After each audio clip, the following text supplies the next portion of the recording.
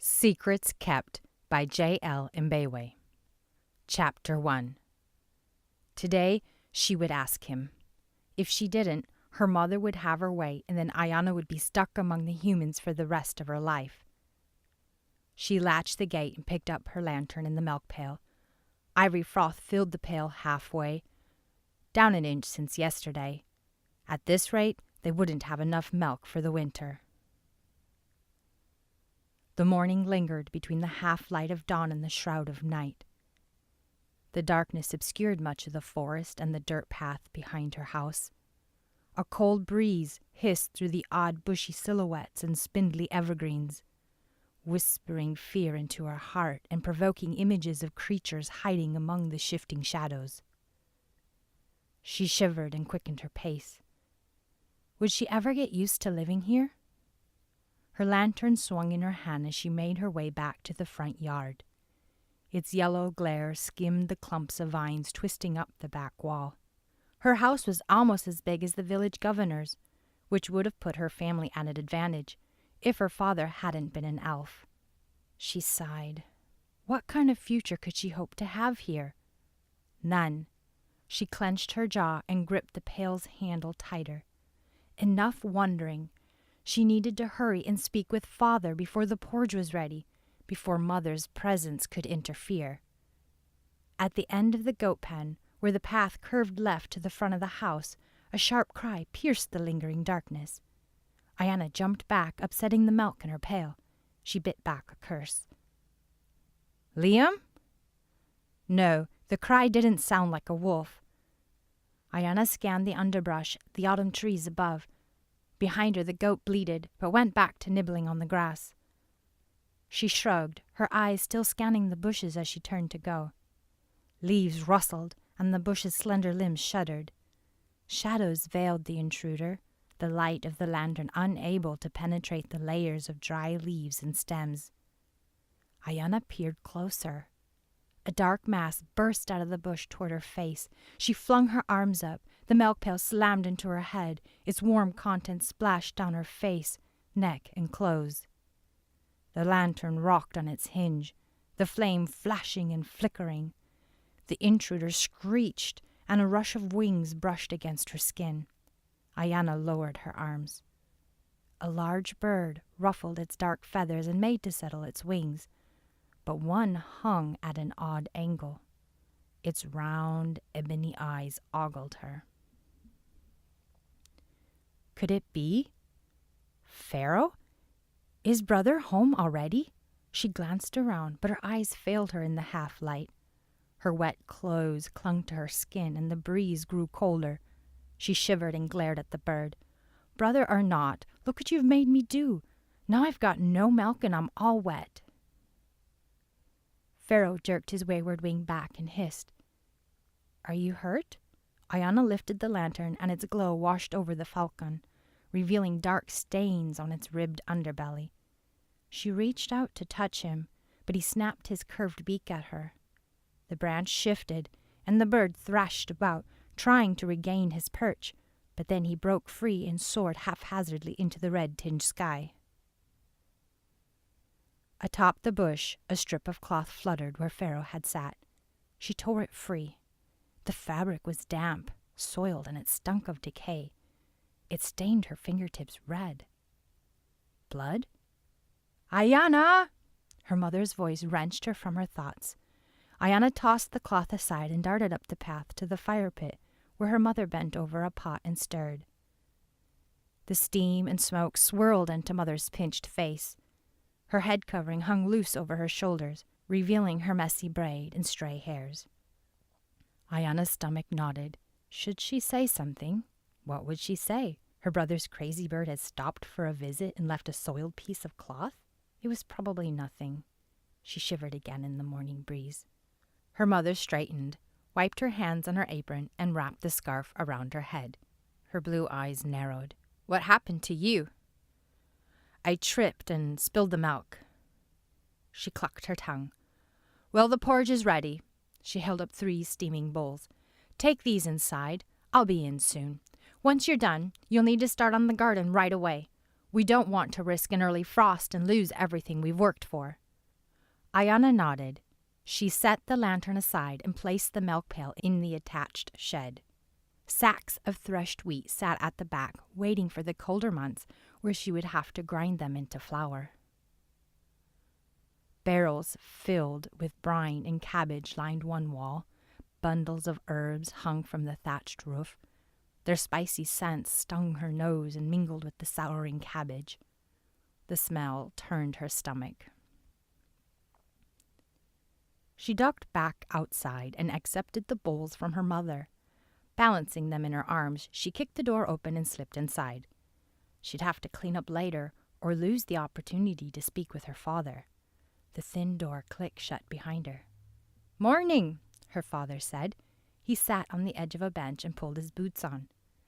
Thick streams of silver swam through his shaggy hair, another sign that village life didn't agree with him. "Morning, father." Ayianna set the bowls on the small table in the center of the room and eyed him. Was he in a good mood, or should she try later? She took a deep breath. "Did you sleep well?" He rubbed his face and stifled a yawn. "As well as I might, I suppose. Porridge again?" She nodded. Her father made a face and then smiled. He gestured toward the ceiling of the 3-room house. "We have a roof over our heads and food in our bellies. What more could we ask for?"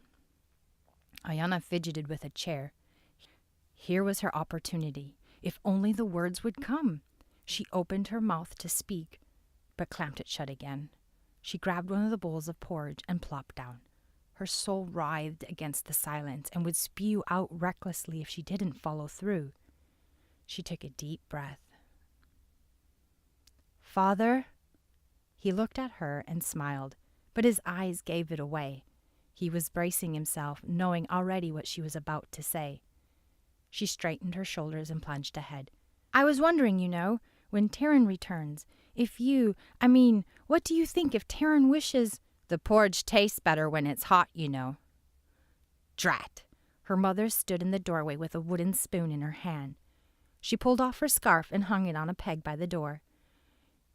"You two better hurry. Lord Ramiro will have a fit if father's late." "We have plenty of time," her father said. "We were just waiting for you so that we may give thanks together." She pursed her lips. "I don't have time for this. I must finish Lady Mara's order before the end of the week." Despite her protest, she sat down at the table. Her once tawny hair looked more like the splotchy coat of a roan horse, more white than brown. Ayianna's father bowed his head, and she did likewise.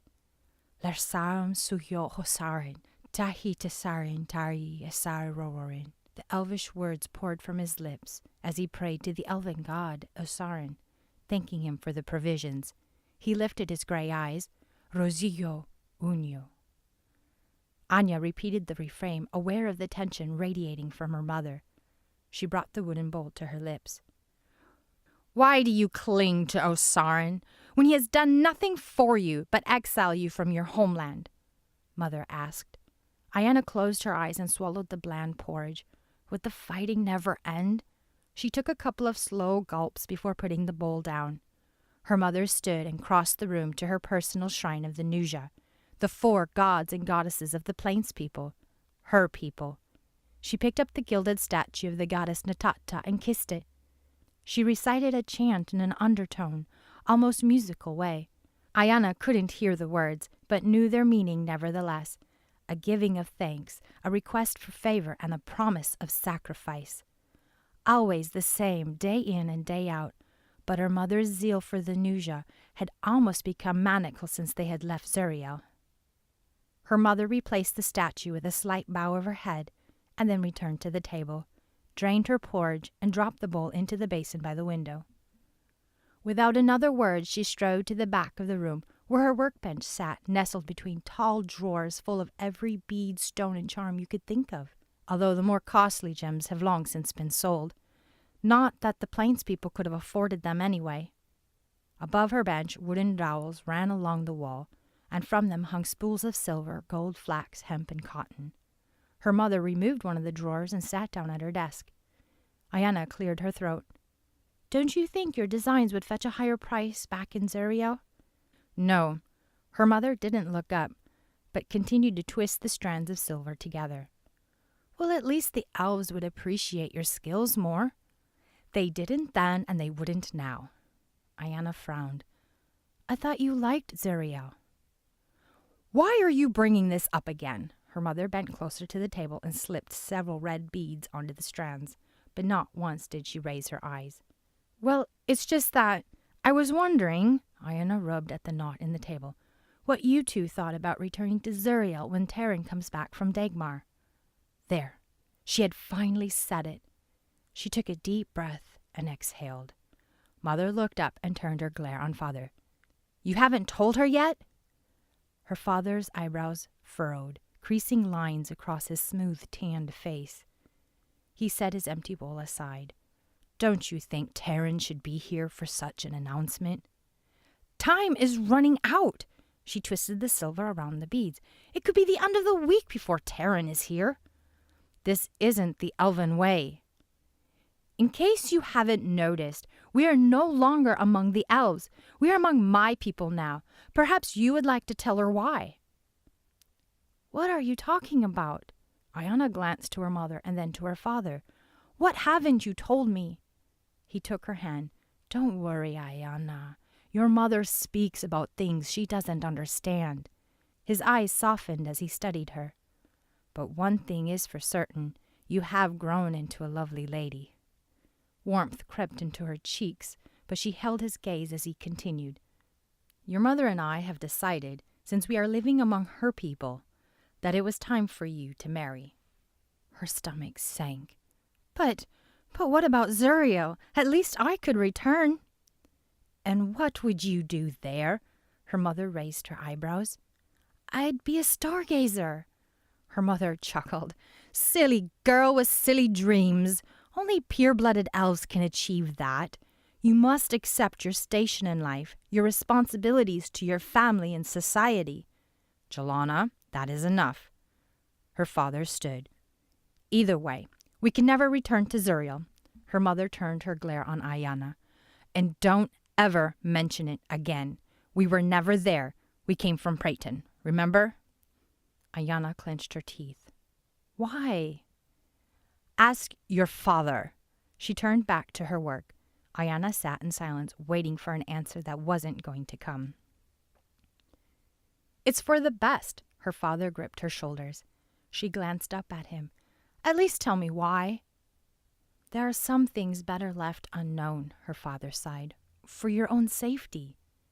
Ayianna stood and shrugged off his hands. She gathered the bowls, dumped them into the basin, and began pumping water. Marriage? How could her parents decide when it was time for her to get married? She was half elf. How could the same age restraints of the humans apply to her? Maybe her mother was right. Maybe she was more human than elf.